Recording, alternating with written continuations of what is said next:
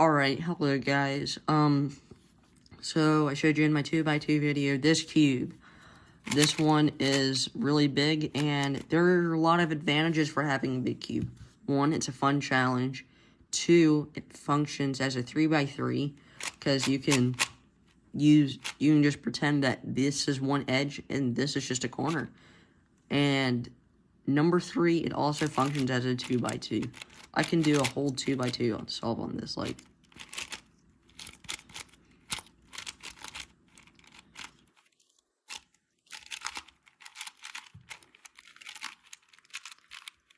So yeah, it's really nice.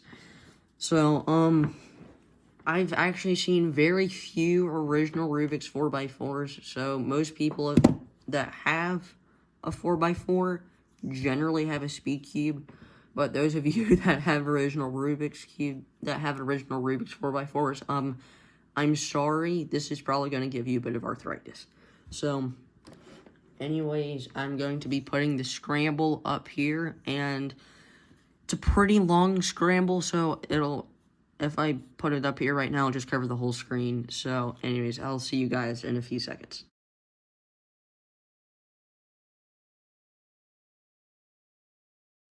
Okay, so here's a scramble. By the way, just in case on the scramble you guys were confused about what about the W's and stuff mean, so like, there's a few examples I saw of. There is FW2 and UW.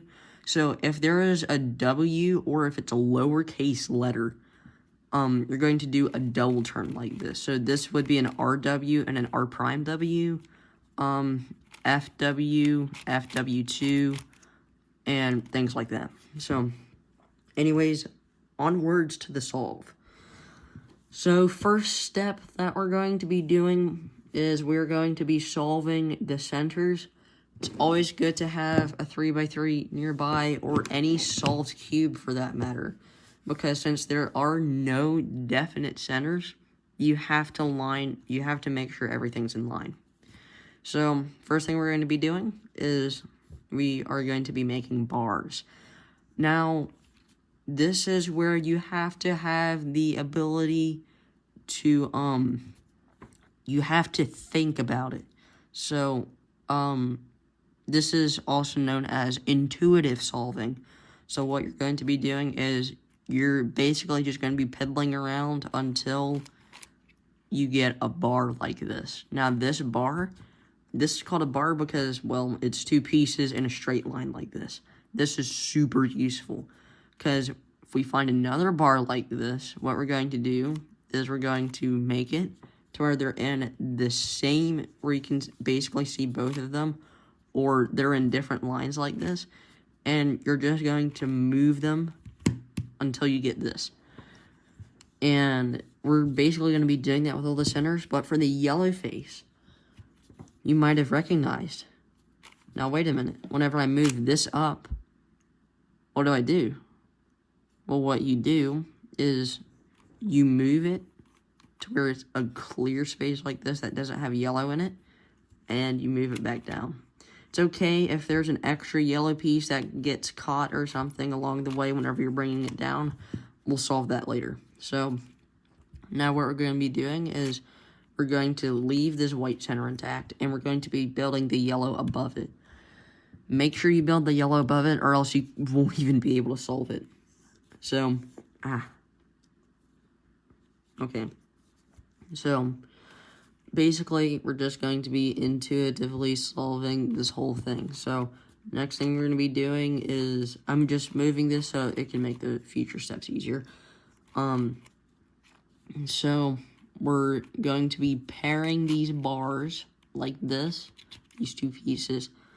Now, for this last part, now, if we move it up into this open space, no matter how we move it, there's always going to be another one being brought down, right?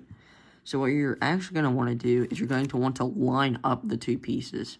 Now, ready? Watch this magic. You put this up, do a U2 move, and bring it down. Yellow center solved. So now what we're going to do is I'm not really great at 4x4 because I keep forgetting where all of the centers are. Just gonna move that. So, what we're going to do is we're gonna look at our 3x3, or if you've already memorized the orientation on all the centers, good for you. So, what we're going to do is we're going to start with one color. Any color, it doesn't matter about any of the other centers right now. If you find a way to preserve the centers, that's good. You're already on the way to learning. So, we're just going to pair it up, get bars like this, and since there's nothing else in this layer, as long as we just don't do this or anything, all we're going to do is we're just going to pair up our first center. By the way, forgot to mention this earlier, these are called slices. Now, these slices are what make up the centers, and they're also very useful for edge pairing, which I'll get into later. So, don't want to solve the one opposite of it, because that just makes life easier if you do one next to it. So, we can look at our 3x3, and we can then pick any side. I'm just going to pick the left side because there's already a bar made. There's actually a bar on 2 of them, but the green one is easier. So, what I'm going to do is I'm going to match them to where they're both, whenever I do this, they're going to match up, right? So now what I'm going to do, I'm going to move this slice in and pair these 2 up, and then I'm going to move it to where I get that blue bar out of the way, and then I'm going to move it back. And now we're going to do just like the same thing we did on the yellow face. We're going to hit that blue bar with another blue bar, do a double left turn, and then move it back. And now this is the reason why I wanted for us to do these 2 next to each other, because now we can easily look at where they are. So what we're going to do, instead of having to look back and forth like this, that just gets super annoying. So what we're going to do is we have to make sure. So for those of you that know, red is always opposite of orange, blue is always opposite of green, and white is always opposite of a yellow. So I'm just going to keep it that way. And so we're going to make sure we match it up to where orange is over here. Hold on. Need to go drink some water real quick. I'll be back in like 20 seconds. Or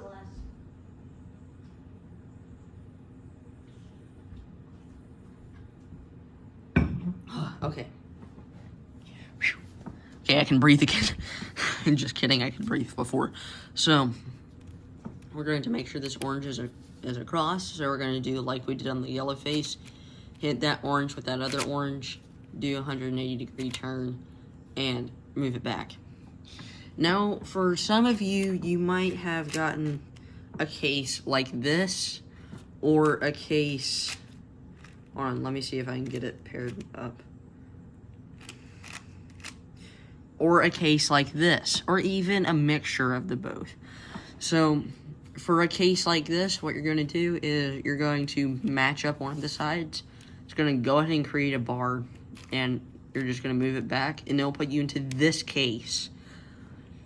Which this case, all you have to do, so I'm just going to do it with the green side right here. I see this green piece right here. What I'm going to do, it's in the perfect spot. So you're going to have to kind of sort of train your brain for this. So I'm going to move this slice and see how it makes that bar right there. So if this green needed to be over here, I would have hit it. I would have hit the green with the green. But since the green needs to be opposite the blue, I'm going to move it down, and it just goes. Don't worry about that. That was just something else. And what it's going to do is it's going to automatically pair those up. And that is good for us. Next thing we're going to be learning to do is, we are going to do edge pairings. Now, unlike a 3x3, so I said this in the 2x2 video, this is basically a 3x3 with a minor inconvenience. Even number cubes, I find even more infuriating because they even have impossible cases, sound impossible. unless you know the algorithms are impossible. So, like this 6x6, true nightmare. So, what we're going to be doing is we're going to do edge pairings. So, we're going to just locate, so this is what an edge pairing should look like. This is what I was doing earlier whenever I was making that center pair. So, this is an edge pairing. It's two edges of the same color matched up together. So, we're going to be doing that. So, there are a total of 12 edges we need to make. So, on bigger cubes, this takes longer because there's more edges, and the colors sometimes will just blind you. So, we're going to basically do righty algs, kind of, and we will also do the same with the left-handed ones. So, you may get this, which is definitely easier. So if you have this case, what you'll do is you'll move those two together, create that bar, find something that does not match, and a bonus thing you could do if you recognize it. It's not in this case, but something I could do real quick. Okay, so this is an orange-white right here. Now, something I can do that makes life easier. To replace an edge or something, it's always easier to go to the right for me because I'm right-handed. So, what you're going to do is you're going to take the edge. You want to take this edge out because if you move it back, then it's just going to disassemble it again. So, you're going to put the edge in front of you that you want to place down here. And this is where it gets good for us. So we can put it in this way, and the way you can, so if you want this specific piece, or depending on what piece you want, so I want this piece because it is going to match up with that. I could put it that way, and whenever I move it back, it automatically makes that pair. That's called 3-2-3 pairing. And also something else, you can look around the cube. This edge pair was made, so I can also, at the same time, I can do that, get rid of that piece. And also, something else I forgot to mention. So you wanted this piece on the bottom. What you can do is you can, by the way, the algorithm for this is R, U prime, R prime. That inserts it in here. But something else you can do is you can do U prime, F prime, U, F. And that gets the bottom one in. So, anyways, we're going to insert this edge. Been talking a lot. And we're going to repair it. And that makes an extra pair for us. And we're going to be doing this with all 12 of the edges. So, like this one, all you have to do is pair it, find the one you don't need, and then repair it. So, once you get these 4 slots filled, what you're going to want to do is you're going to want starting to fill the bottom and these back 2 slots. So, I'm going to fill that down right here, and I'm also going to fill that one and that one. I'm just doing double F turns, by the way. See, that clears up a bunch of space for us. So, next pair we could do is this one. I'm just going to take this one out and put it back in. And just got to, boom, put that in there. Something else I forgot to mention. If there's a pair like this, and you're matching up another pair, there's an algorithm that allows you to flip pieces. And this is the algorithm. R, U, R prime. And then it's easier just for me to tilt the cube down a little. F prime, R prime. Sorry, that wasn't F prime, that was an F. I'll just put it up right here. R. And that flips the edge. So, then we can pair that, and Oh, well, we can't pair it yet. Sorry. So we'll just fit this down in here. Oh, yeah, that's right. I can do that. And then that makes 3 pairs in one move. We just pair that one, and that one. So you want to be on the lookout for things like that. So I'm just going to do that with the rest of these real quick. And, oh, like I said, I want to fill up the back slots like that. So, anyways, I've been doing this for a few years, and surprisingly, I haven't even thought about YouTube for a while.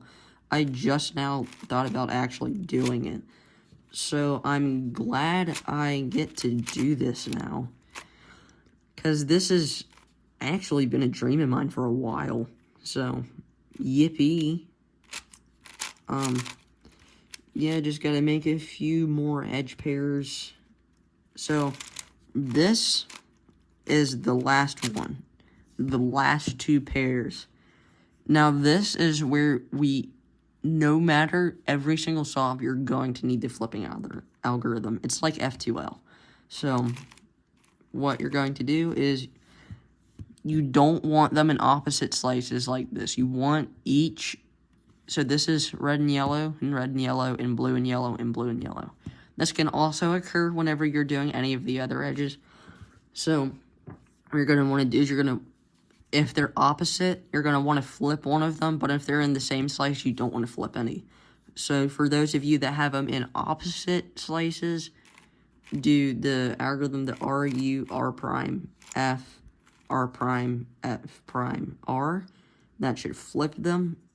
And now what you're going to want to do is you're going to move this edge piece right here, pair it with the opposite one, flip it, and then move it back. And that pairs both of them up. And basically, all we have to do from here is we solve it like this. It's not the same exact scramble, but these are basically the exact same. So, yeah, we're just going to, now we may occur some parodies along the way. By the way, you should go watch the 3x3 video first before we do this part. I forgot to mention that. So, once you learn 3x3, every cube you learn gets easier. So, this is one of the parodies I was talking about. This is called an OLL parody. This one, super long, a little confusing. So this is what it is. RW, U2, move the cube down. RW, U2, RW, U2, RW prime, U2, LW, U2, RW prime, U2, RW, U2, and then RW prime, U2, RW. And that should flip this yellow edge right here. So, like, I forgot to show you how to recognize it. So the way you recognize it is if you have either just one edge that's sticking out like this, just one singular yellow edge, or if you have 3 and there's just one yellow edge. And all other yellow cross cases, like the angle and the line, those are the exact same as they would be on a 3x3, so, don't have to worry about that. And the rest is just as normal.